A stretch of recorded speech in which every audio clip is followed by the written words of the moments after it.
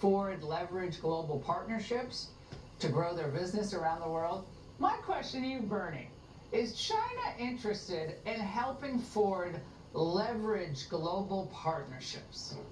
No, China is interested in destroying Ford and destroying the entire Western auto industry, which, by the way, Joe Biden was helping them do. Because if it wasn't for President Donald J. Trump, the auto industry in America would be over. It cost hundreds of billions of dollars to try to force consumers to buy EVs.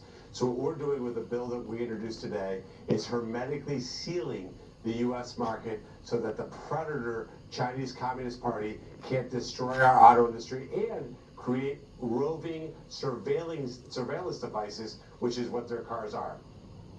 Well, there's also, speaking of this surveillance, isn't it true that there's this new federal law that every new car sold in the United States is actually going to be required to actively monitor drivers by 2027? Wall Street Journal, Yahoo Autos actually did a big piece on that a couple of days ago.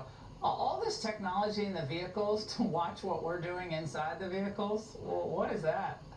Well, it's actually part of the bipartisan infrastructure law. I spoke about it as a candidate. It's patently ridiculous. I remember. It makes you blow air into the car, check your blood alcohol level, and if it doesn't think you're ready to drive, it won't start your car. It's basically a kill switch in your vehicle.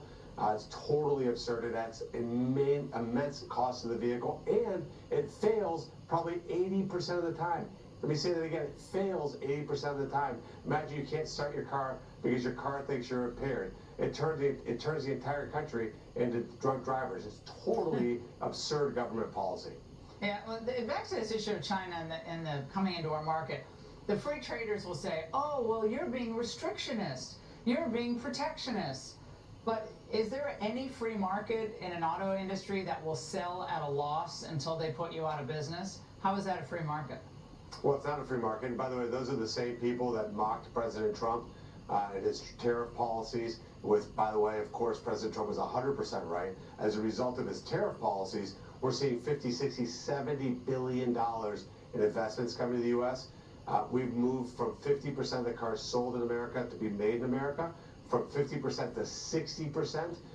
His policies work. These free traders gutted American cities, destroyed American workers. We should have stopped listening to them years ago. They're wrong. Cato Institute. No, they're always wrong. And Germany is now finding out what happens when you give China a little toehold in the market. So Volkswagen, Mercedes, they're figuring it out real fast. Maybe too late. Senator, loved your bill. Thank you very much. And coming up, Washington still divided. Ballroom or strictly no ballroom.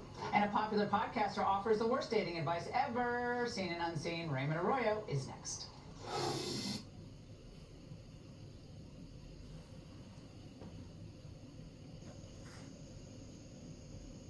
American, make your move. This is Real American Freestyle, and Fox Nation is its home.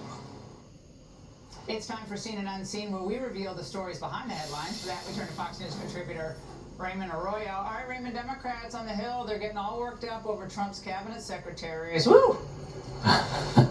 Laura, over the last few days, Democrats on Capitol Hill, they've been pressing Trump's inner circle at hearings, but they've gotten more than they expected back. Do you believe that the president is mentally stable enough to be the commander-in-chief? Did you ask the same question of Joe Biden for 4 years? And I won't even engage with the level of disparagement that you're putting on the commander-in-chief. If your cup was filled with glyphosate, I'm telling you as the administrator of EPA, don't drink it. Thank you so much for agreeing to what we need to. I don't know what the question was.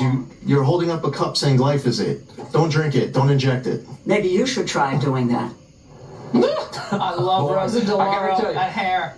Yeah, this is not Mitt Romney's Republican Party anymore, Laura. These guys have absorbed Trump's DNA in some ways. You know, they're feisty, they punch back, and they do it with respect, which is nice. But given all the drama on Saturday night in Washington, you would think that everyone would have warmed to the president's plan to build a ballroom. I mean, it's obvious, isn't it? It isn't. Go to the areas where they actually voted for him. Ask them about ballrooms, and they'll literally throw you out of the community. Right. Nobody wants a ballroom, and it's unbelievable that that's what we're prioritizing. It's not your building. It's not yours. This belongs to the people of the United States of America. Well, it's not yours your either. Building. It's the people's, building this and he's wall doing it for the people. basically means you're never leaving. Exactly, that's my question. Is he planning to live there? I guess so. Of course. Laura, He's never note leaving. to Whoopi and Joy.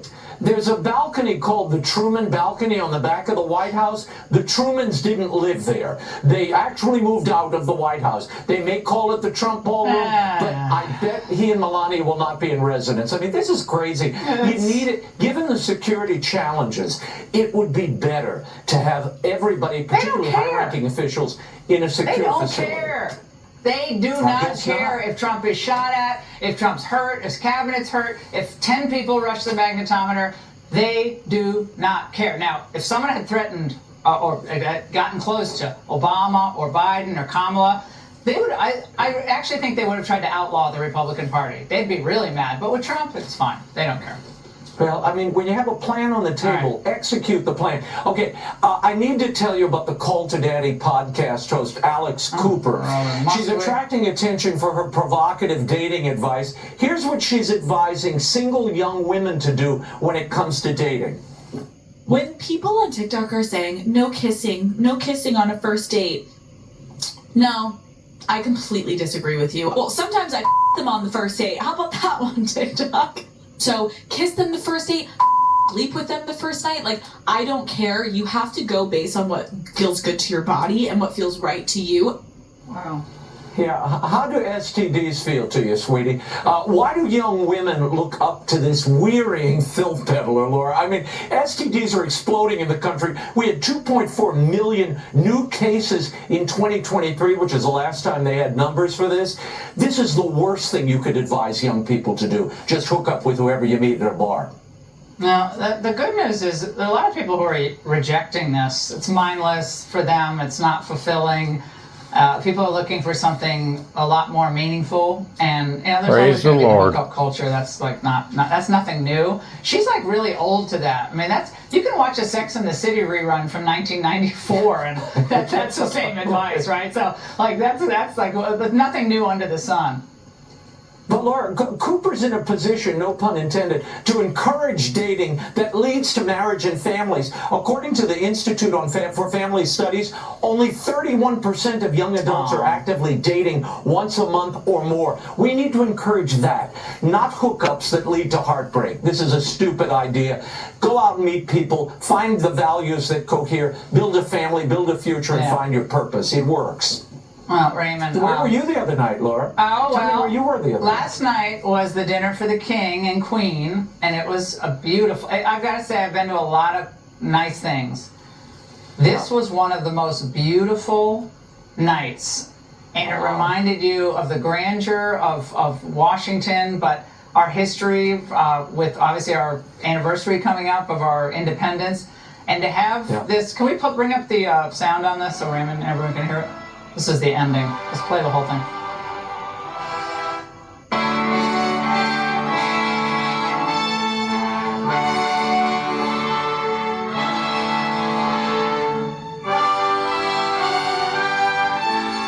Beautiful. I panned it on Instagram, Raymond, and it went right to George Washington, because you have the George Washington and Martha Washington portraits on the wall in the White House. And they're watching this. The great irony of watching this, the king was so gracious. He was hilarious, Raymond, in his speech. It was so funny. Great speech. And all 6 Supreme Court justices who voted in that Voting Rights Act case were there. And Trump had to slide the Andrew Lloyd Webber in. Love it. What a night. Shocking. Beautiful. I know that's Everybody shocking looked for incredible.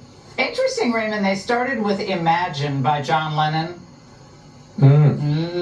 Interesting choice. Okay, not my favorite. Imagine There's No Country. No thanks. I don't want to imagine that. All right, Raymond. Thank you very much.